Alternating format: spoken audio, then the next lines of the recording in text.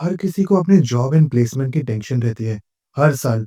कभी किसी को ये रहता है कि यार मेरी जल्दी से जल्दी इंटर्नशिप लग जाए, किसी को ये लगता है कि यार हमें फटाफट से अब हमारी प्लेसमेंट लग जाए, इंटर्न तो हमारी लग चुकी है।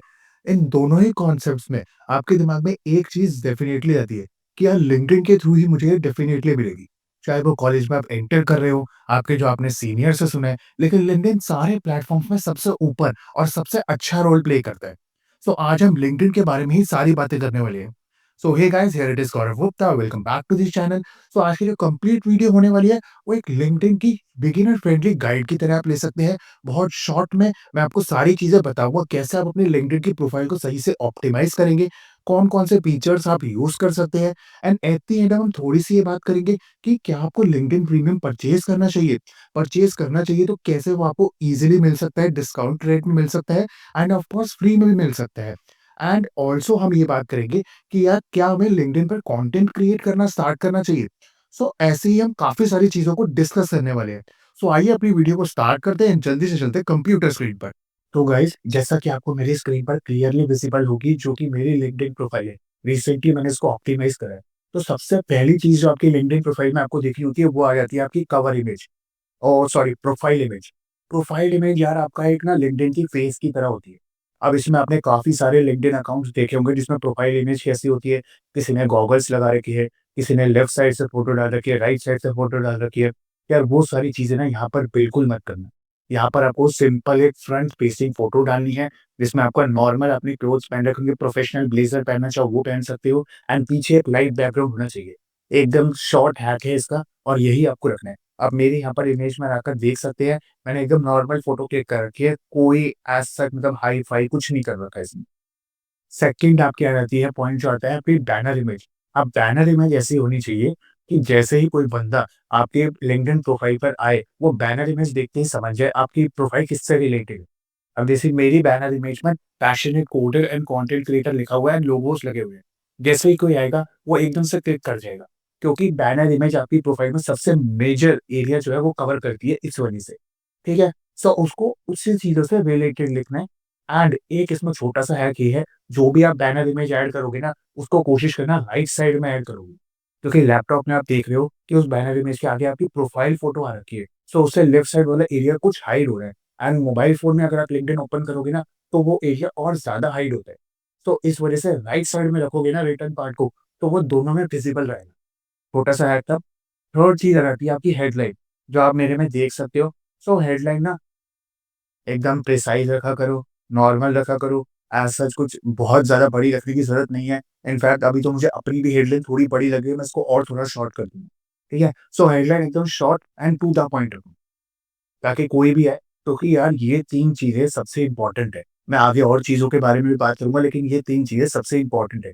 फॉर एग्ज़ाम्पल कोई रिक्रूटर आपके लिंक्डइन प्रोफाइल पर आता है, सबसे पहले उसकी नज़र इन 3 चीज़ों पे जाएगी, उसके बेसिस पे वो आगे बढ़ेगा, ये अच्छी नहीं है तो वो वहीं रिजेक्ट कर देगा आपको। ठीक है?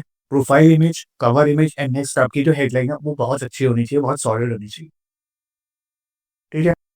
एंड उसके बाद यार इसमें ना आपका एक ओपन टू वर्क का टैग लगा सकते हो, अपनी फ़ोटो के आगे। तो जैसे आप सर्च कर रहे हो काम के लिए तो आप लगा सकते हो, फॉर एग्जांपल आप कहीं पे काम कर रहे हैं, तो इसमें होता है रिक्रूटर्स ओनली, जिसमें सिर्फ रिक्रूटर्स उस ओपन ओनली वर्क के लिए आपको टैग के साथ दिखेगा, अदरवाइज़ आपकी फ़ोटो नॉर्मल रहेगी, तो आप उसको भी ऑन कर सकते हो। सो आप इस फीचर को देख सकते हो। उसके बाद आपका ये एनालिटिक्स वाला आपका नॉर्मल आ जाता है, इसको मैं अभी यहाँ पे डिस्कस नहीं कर रहा हूँ। उसके बाद आपका आ जाता है अबाउट सेक्शन। अब अबाउट सेक्शन में जो चीज़ें आपने हेडलाइन में मैंने आपको कहा था कॉन्साइज़ एंड टू द पॉइंट लिखो, यहाँ पर आप उसको एलैबोरेट करके लिख सकते हो, प्रोजेक्ट्स के बारे में बात कर सकते हो, अपनी डिग्री वगैरह के बारे में बात कर सकते हो। आराम से उन चीज़ों के बारे में बात करो, कोशिश करना कि पॉइंट्स को हाइलाइट भी कर सको। जैसे मैंने इसमें अपनी जीसॉक की जर्नी, अपनी सोसाइटी के बारे में एंड और चीज़ों के बारे में बता रखा है। नीचे आपको एक सेक्शन दिखेगा टॉप स्किल्स करके, उसमें अपनी कोई टॉप 5 स्किल्स, 4 स्किल जो आपको लगे मैक्सिमम 5 डाल सकते हो, वो आप डाल सकते हो। वो बहुत अच्छी चीज़ रहेगी। तो ये इन चीज़ों का भी आपको ध्यान रखना है। अच्छा, अबाउट सेक्शन में कोई भी चीज़ गलत, वैसे तो ख़ैर पूरी लिंक्डइन प्रोफाइल में मत डालना, लेकिन अबाउट सेक्शन मेजर पार्ट है, तो इसलिए वहाँ भी कोई चीज़ गलत मत डालने की कोशिश करना। ठीक है? नेक्स्ट अब हम आ जाते हैं feature section, most important section जिसे मैं कहता हूँ। सबसे पहले इसमें जाकर अपना रिज्यूमे डेफ़िनिटली डालो। आपका रिज्यूमे, आपका गिटहब, आपका लिंक्डइन सब आपस में कनेक्टेड रहना चाहिए। कोई गिटहब पे पहुँच गया, वो वहाँ से लिंक्डइन और रिज्यूमे को एक्सेस कर पाना चाहिए। अपने रिज्यूमे में लिंक्डइन एंड गिटहब का यूआरएल डाल दो एंड अपने लिंक्डइन पे गिटहब और रिज्यूमे दोनों चीज़ें डाल दो। तो ये सब चीज़ें आपस में कनेक्टेड रहनी चाहिए, ठीक है? साथ ही साथ आपको मेरे फीचर सेक्शन पे दिख रहा होगा कि मैंने 2 प्रोजेक्ट्स भी डाल रखे हैं। प्रोजेक्ट को वार्सेल पे डिप्लॉय करो, इसमें सीधा मेंशन कर दो, साथ ही साथ उसका डिस्क्रिप्शन वगैरह लिख दो, दैट्स इट, इतना ही होता है। मैं आपको थोड़ा-सा क्लिक करके दिखाता हूँ इसमें। तो मैंने यही कर नॉर्मल कर रखा है। क्लिक व्यू और व्यू करते ही वो ओपन कर देगा लिंक को, तो सॉर्टेड चीज़ है, ओके? उसके बाद हमारी थोड़ी पोस्ट वाली इसके बारे में मैं ज़्यादा बात नहीं करने वाला हूँ, क्योंकि ये बिगिनर फ्रेंडली गाइड है इसलिए। Experience section most important section. सबसे पहले तो एक्सपीरियंस सेक्शन में कोई ऐसा नहीं है कि आप सॉफ्टवेयर इंजीनियर हो तो सिर्फ आप उससे रिलेटेड इंटर्न हैक वगैरह डालोगे, ऐसा कुछ भी नहीं है। आपको अपनी अपनी सोसाइटीज में अपने जो भी पीओआर आपको मिले हैं, for example I am the head of the technical and design department of Lestock DTU, तो मैंने वो भी डाल रखा है। मैंने एक देश के मेंटर वाला प्रोग्राम होता है हमारे फर्स्ट सेमेस्टर में, वो चीज़ को भी मेंशन कर रखा है। तो एक्सपीरियंस में सारे एक्सपीरियंसेस को मेंशन करना डेफिनेटली, क्योंकि वो उससे मतलब नहीं है, रिक्रूटर अपनी मतलब की चीज़ें देख लेगा, लेकिन एक्सपीरियंस में आपको सारी चीज़ें मेंशन करनी है। आप मेरे में देख सकते हो लेट्स टॉक वाला जैसे मैंने बताया वो आ गया। फिर 2 सोसाइटीज़ में मैंने एज़ अ मेंबर काम करा है एंड उसके बाद यूट्यूब मैंने डाल रखा है, मैं कंटेंट क्रिएटर हूँ। मैंने फ्री सोर्सेज़ में काम कर रखा है। ऐसे और 2-3 मैंने मेंशन कर रखे हैं, वो डेफिनिटली मेंशन होने चाहिए भाई, वो तो देखना ही देखेगी।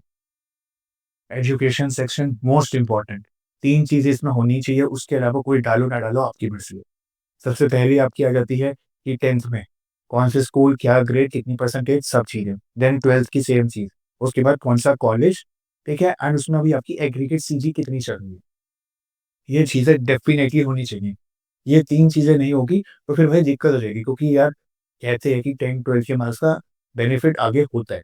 सो वैसे तो इतना मैंने आगे देखा नहीं, काफ़ी उससे बात भी करी, इतना सुनने में नहीं आया, लेकिन फिर भी आपको मेंशन करने में क्या जाता है यार। करे हैं 10th-12th में अच्छे मार्क्स स्कोर, जब इंजीनियरिंग कॉलेज में बैठे हो ना, तो डालो उसको अच्छी तरीके से, ठीक है? एंड नेक्स्ट आ जाता है लाइसेंस एंड सर्टिफिकेशंस। कहीं भी आपने यूडेमी पर, coursera पर किसी वेबसाइट के थ्रू कोई कोर्स करा हो, उसका सर्टिफिकेट आपको मिला है, डेफिनिटली इसमें डालना। ड्राइव लिंक डालना, वहाँ से इसको या ईमेल एक्सेस कर लेगा वहाँ से, एंड कोई भी रिक्रूटर आएगा वो डेफिनिटली देख सकता है कि यार आपने कोई कोर्स वगैरह भी कर रखा है इसके ऊपर। सो वो भी एक एडिशनल पॉइंट हो जाता है, जिसमें आप थोड़ा एज ले सकते हो। नेक्स्ट सेक्शन आता है स्किल सेक्शन। मैंने इसमें 40 स्किल्स ऐड कर रखी है फॉर नाउ, मैं और स्किल्स ऐड करूँगा।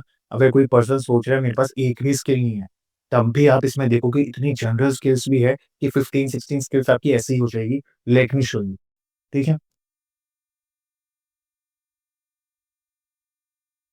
सो यहाँ पर आप देख सकते हैं मैंने कुछ डाल रखा है डिबगिंग कोड। अब जो बंदा कोडिंग कर रहा है उसे डिबगिंग करना आता ही होगा।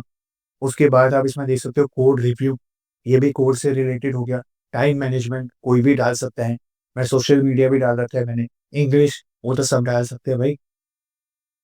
सो in just that you have to put as many skills as you can, बस सिंपली सर्च करना है इस पर एंड यू आर सॉर्टेड।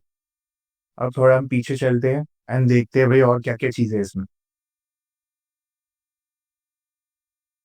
ठीक है, एंड लास्ट में आपकी लैंग्वेजेज़ आ जाता है। Basically in India we only have that Hindi और इंग्लिश लैंग्वेज, क्योंकि वही ज़्यादातर लोग बोलते हैं। Some creators have also mentioned French, Spanish, Japanese also. So it depends upon you. Hindi, English तो डेफिनिटली मेंशन कर ही देना, एंड कौन से लेवल पर आती है वो भी डेफिनिटली बता देना। सो ये बेसिकली एक प्रोफाइल से रिलेटेड मैंने आपको सारी चीज़ों के बारे में बताया है कि भई आपको कौन-कौन सी चीज़ें इसमें सही से मेंशन करते रहनी चाहिए, ठीक है ना? इसमें आप ऊपर एक मेरे पास ना गिटहब वाला देख रहे होंगे। मैं आगे आपको प्रीमियम का बताऊँगा ना, ये प्रीमियम के थ्रू ही आता है ये गिटहब वाला बटन, ठीक है? एंड यार साइड में आपको 2-3 ऑप्शन दिखते हैं, तो प्रोफाइल लैंग्वेज कौन-सी होनी चाहिए, एंड एक आपको दिखता है पब्लिक यूआरएल। आप अपना यूआरएल एक खुद भी बना सकते हो, कस्टम यूआरएल। सजेस्टेड रहता है, कर लेना। 3 चीज़ों के ऊपर फिर से कह रहा हूँ ध्यान डेफ़िनेटली देना, जो आपकी profile image, cover image and headline. ये 3 चीज़ें मोस्ट इम्पोर्टेंट है। प्रोफ़ाइल इमेज में सोशल मीडिया वाली पोस्ट मत अपलोड करना। लिंक्डइन भी आप सोशल मीडिया के साथ समझते हो कि है, लेकिन लिंक्डइन का अपना एक अलग बेस है, अलग तरीके से चलता है। ठीक है? So that's it. तो गाइस, आज के कंप्लीट वीडियो के अंदर आई होप अभी तक जो मैंने जितना आपको बताया आपको सारी चीज़ें समझ आ गई होगी। भाई इस तरीके से हमें प्रोफ़ाइल बनानी है, ऐसे प्रोफ़ाइल पिक्चर सेट करनी है, ऐसे बैनर इमेज लगानी है, समरी को कैसे करना है, अबाउट सेक्शन में क्या-क्या चीज़ें हम कर सकते हैं, सारी चीज़ों के बारे में हमने बात कर ली है। अब उन लास्ट 2 पॉइंट्स पर चलते हैं, 2 और 3 पॉइंट्स में जो हमने पहले डिस्कस करे थे कि भाई उनके बारे में हम लास्ट में बात करेंगे। सबसे पहले तो क्या लिंक्डइन प्रीमियम आपके लिए एसेंशियल है? यार देखो लिंक्डइन प्रीमियम ना आप सबके लिए बिल्कुल एसेंशियल नहीं है। आप नॉर्मल अकाउंट से भी बहुत अच्छी तरीके से इंटर्नशिप्स एंड जॉब्स को क्रैक कर सकते हैं। कोई ऐसा दिक्कत की बात नहीं है। प्रीमियम से आपको 2-3 एक्स्ट्रा बेनिफिट्स मिल जाते हैं। फॉर एग्ज़ाम्पल आप में से काफ़ी सारे लोगों ने अभी लैपटॉप स्क्रीन पे नोटिस करा होगा कि मेरी प्रोफ़ाइल के नीचे गिटहब कर आ रहा था, वो मैंने कस्टम बटन को ऐड कर रखा है। तो लिंक्डइन प्रीमियम पर ही वो ऑप्शन अवेलेबल रहते हैं। आप नीचे जाकर अबाउट सेक्शन या और कहीं पर उस लिंक को डाल सकते हैं अगर आपके पास प्रीमियम नहीं है। एंड कुछ ऐसे रहता है कि आपको पोस्ट आपको लिखनी है, सो आप अपने थॉट्स पहले लिख दोगे, फिर एआई की मदद से उनको और सही तरीके से वो लिख देगा। तो ऐसे 1-2 फीचर्स आ जाते हैं, कोई ऐसा दिक्कत की बात नहीं है कि भाई आपको प्रीमियम परचेज़ करना ही है। एंड क्या होता है जो भी लिंक्डइन के अंदर जो एम्प्लॉइज़ काम करते हैं ना, उन्हें कुछ गिफ्ट कूपन कोड्स मिलते हैं, जिनके थ्रू 3 या फिर 6 मंथ्स का जो लिंक्डइन का प्रीमियम होता है वो फ्री में मिल सकता है। सो आप क्या करते हैं, उनको अप्रोच कर सकते हैं आप लोग। सो वहाँ से आपको प्रीमियम फ्री में मिल सकता है।